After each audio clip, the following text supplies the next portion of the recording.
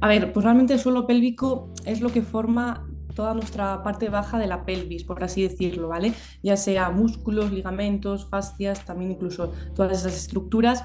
Y lo que sí que hay que tener en cuenta es que realmente el suelo pélvico no funciona de forma aislada, o sea, funciona en conjunto con otras estructuras. Y sí que me gustaría comentar que esas estructuras es lo que se llama realmente el complejo abdominolumbopélvico perineal. Explico. Lumbopélvico perineal, eso es como dice el nombre, lumbar, sí, parte lumbar, parte de abdomen, luego parte de la pelvis y parte del periné. Entonces, ¿qué pasa si, o sea, es como yo siempre lo comparo con una casita?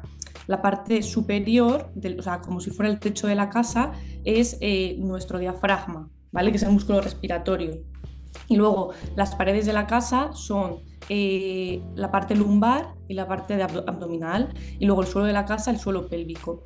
Entonces, ¿qué pasa si realmente, por ejemplo, nuestro diafragma hay una alteración de ese tono o esas costillas no se mueven como se tienen que mover?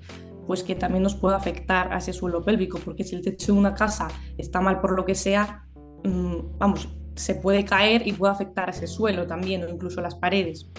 Entonces, eso sí que me gustaría recalcarlo porque ya no es solo el suelo pélvico, todo lo que nos influye en la parte más superior también nos puede influir. En cuanto a los síntomas, todo lo que viene siendo escapes de orina, escapes de heces, escapes de gases. Luego también hay muchas mujeres que tienen un síntoma que es bastante común, sobre todo después del parto, que es una sensación de pesadez en la vagina. Luego también todo lo que viene siendo dolor en relaciones sexuales. Eh, Tema de estreñimiento también es muy importante. Luego, en cuanto a posparto, también es importante tema abdominal, porque por lo que he comentado antes, influye en la zona inferior. Entonces, todo lo que viene siendo alguna cirugía abdominal, tema de cesárea, todo eso es bastante importante tenerlo en cuenta. Cicatrices, ya sea en la zona de la vagina por el parto, episiotomía, desgarro, y luego, sí, en cuanto a hombres, que también son importantes, todo tema de disfunciones sexuales, ya sea disfunción eréctil, eyaculación precoz, y luego también puede ser, bueno, el tema de cirugía de próstata, que el tema de la incontinencia también es bastante común en ese tipo de pacientes, y luego también lo que puede ser es una micción un poco entrecortada y un flujo que ellos sienten como que es un poquito más débil. Todo eso sí que nos puede afectar y puede ser un poquito así como de señal de alarma para nuestro suelo pélvico. Que antes de hacer nada sí que me gustaría ir, o sea, sí que digo, vale, pues tenemos que ir sí o sí a una valoración. Eso sí o sí, pero porque no se sabe cómo tienes la zona, puedes hacer ejercicios, puedes ver cosas que realmente eso te pueden más que beneficiar, perjudicar. Entonces, bueno, pero sí que puedo dar algunas pautas a tener en cuenta durante el día a día. A ver, realmente nosotras, bueno, nosotros en general, durante nuestra vida diaria, todo lo que hacemos no son ejercicios hipopresivos, ¿eh? Que estamos ahí un poquito con ese tema de la hipopresión, son ejercicios hiperpresivos, pues porque cogemos al niño, le metemos en la cama, le cogemos, le llevamos a tal, luego tema en el trabajo, si estamos con cajas, si estamos en una tienda cogiendo cajas o en el almacén, todo eso no son ejercicios hipopresivos, son hiperpresivos, o sea, realmente nos ejercen ese esfuerzo, por así decirlo. Entonces, lo que podemos hacer es tener un buen control abdominal e intentar controlar todos esos ejercicios que nos implican un esfuerzo. Luego, otra cosa que hay que tener en cuenta también es cuidar un poquito de nuestra vejiga. O sea, nuestra vejiga es bastante importante. Hay que beber agua regularmente y luego a la hora de la micción, de ir a orinar, no queremos que no queremos forzar ni empujar a la hora de ir a orinar. O sea, realmente cuando nosotros tenemos ganas de ir a orinar, el músculo detrusor, que es el músculo que rodea la vejiga, como que o sea, hace como una orden, nos dice, venga, pues ya tengo ganas de ir a orinar. Y entonces ese músculo se tiene que contraer y lo demás se tiene que relajar. O sea, en ningún momento podemos forzar esa micción. ¿Vale? Eso hay que controlarlo un poquito. Luego también en cuanto a la salud digestiva, el estreñimiento es súper importante. O sea, si estamos estreñidas por lo que sea, bueno, ahí entra un poquito el ámbito de la nutrición y demás. Pero yo sí que aconsejo, si estamos un poco estreñidas, cogernos un banquito, el típico banquito para los pies, porque es muy importante la posición defecatoria. O sea, si nosotros con el banquito lo que queremos conseguir es subir un poco las rodillas por encima de las caderas. O sea, es un ángulo de menos de 90 grados. Entonces, con ese ángulo lo que hacemos es que se amplía un poco, vamos, se abre un poco la ampolla rectal y la evacuación es mucho más fácil. ¿Vale? Entonces, luego también hay que tener en cuenta la textura de las heces, que no sean tan pastosas y todo ese tipo de cosas. Y más cositas así a tener en cuenta, yo creo que también la postura. La postura parece que no, pero que normalmente la mayoría de personas vamos un poco así encorvados y no tenemos ese control postural. Y sí que es bastante importante porque se relaciona con el tema del control abdominal, el tema de gestión de presiones desde arriba. Si tenemos buena postura, el abdomen va a estar bastante controlado.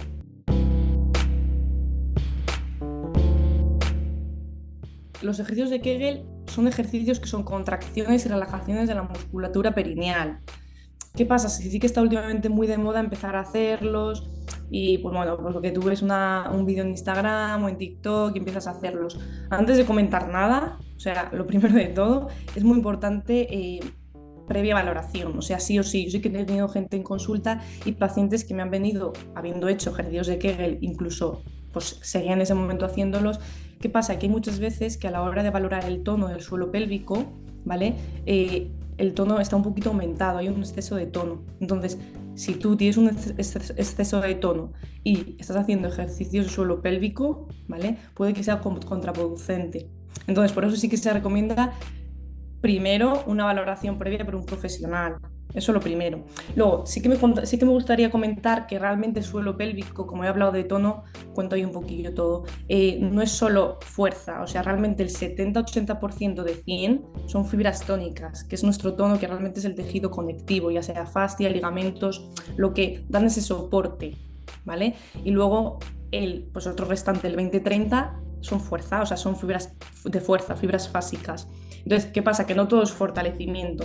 O sea, igual hay personas que se piensan que con los ejercicios de Kegel ya aquí hacemos magia.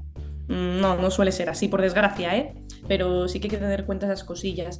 Realmente tenemos que trabajar ambas cosas. Luego, sí que es importante saber que no tener un buen control motor, ¿vale? Hay que ser conscientes de si esa contracción la estoy haciendo bien, ¿vale? Si contraigo o no, y si contraigo como debo de contraerlo.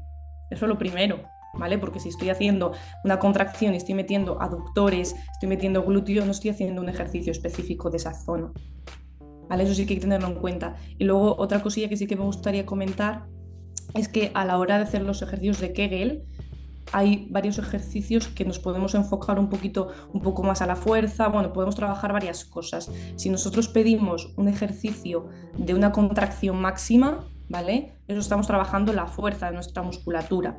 En cambio, si luego nos vamos a una contracción y una relajación siendo conscientes de esa contracción y esa relajación, podemos trabajar más a nivel de agilidad, ¿vale? Luego, podemos trabajar también como es una especie, lo llamamos nosotras como en ascensor, que es contraer al primer piso, al segundo, al tercero, y luego cuando llegamos al tercero bajamos lentamente controlando ese movimiento. Esto se trabaja un poco el control motor, tú eres consciente de que vale, puedo subir al primer piso, puedo subir al segundo, puedo subir al tercero. Y luego también podemos trabajar la resistencia de esas fibras musculares, que eso lo trabajamos no con una contracción máxima de nuestro 100%, pues nos quedamos más o menos en el 70, en el 60-70%. Sí que trabajaríamos la resistencia. Y luego sí que es verdad que los ejercicios de Kegel, bueno, al principio pues sí que se suelen hacer de forma más aislada, luego se suelen hacer un poquito en conjunto con otros ejercicios que sean más complejos. Al principio se hacen sentado, tumbado, luego más de pie, luego nos enfocamos un poquito más a lo funcional. Incluso puedes decir, venga, hazlo pues, cuando estás cocinando, cuando estás viendo la tele, cuando estás en el semáforo. Pero yo es que no me gusta generalizarlo, por así decirlo. O sea, yo prefiero primero, venga, haz esa valoración y una vez que te valores, dices, tienes que hacer esto, tienes que hacer esto, tienes que hacer esto. No me gusta generalizar. Y tampoco es que haya un protocolo o una frecuencia que se diga siempre. O sea, eso depende mucho de cada paciente. Realmente dentro de la menopausia el dolor articular sí que es bastante común y es una de las quejas, por así decirlo, de las mujeres con menopausia. Realmente en la menopausia lo que sucede es que hay una bajada de estrógenos. Entonces, al haber esa bajada de estrógenos, afecta al cartílago de las articulaciones y a su vez puede afectar también al colágeno, que el colágeno es algo muy importante en los ligamentos de esas articulaciones. Esa bajada de estrógenos también está relacionada con la lubricación. Entonces, ¿qué pasa? Que si hay una disminución de estrógenos, la lubricación también disminuye de esas articulaciones.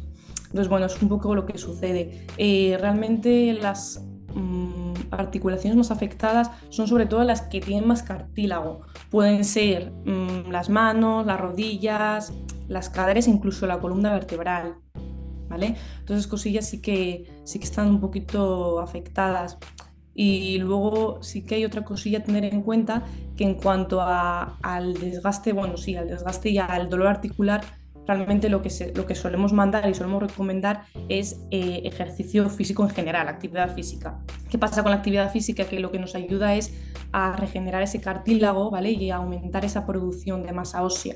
Entonces eso nos viene muy bien, ya no solo en la menopausia, ¿eh? El ejercicio es bueno en general.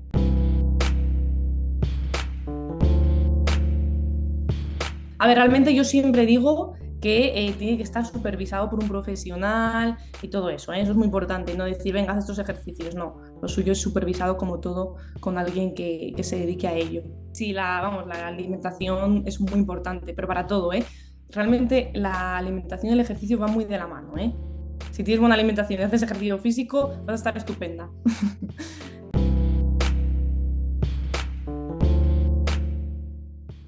Realmente y no solo fuerza, ¿eh? O sea, los ejercicios que más se suelen recomendar y los más beneficiosos, por así decirlo, es esa combinación de ejercicios cardiovasculares y ejercicios de fuerza. Ambos, ¿eh? Lo suyo es combinar ambas cosas. Los ejercicios de Pilates, ahí sí que trabajas un poquito a nivel más funcional, más enfocado a las actividades de la vida diaria, sí, trabajas ahí un poquito de todo. El Pilates no está nada mal tampoco.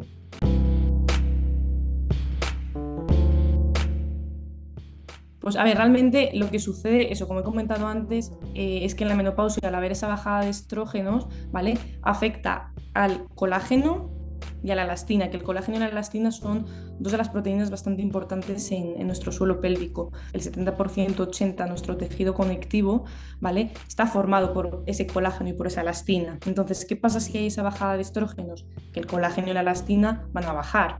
Si bajan el colágeno y la elastina, el tejido conectivo va a estar un poquito peor, la calidad de ese tejido va a estar, eso va a empeorar. Entonces, el tejido conectivo que se encarga de ese sostén visceral va a ser peor, o sea, es como un ciclo, ¿vale? Entonces, en eso sí que nos influye bastante. De hecho, hay muchas mujeres en la menopausia que uno de los síntomas que tienen es, aparte de esa sensación de sequedad, es un poquito ese descenso de órganos, que eso lo llamamos los prolapsos, básicamente porque el tejido pierde mucha calidad, ¿vale?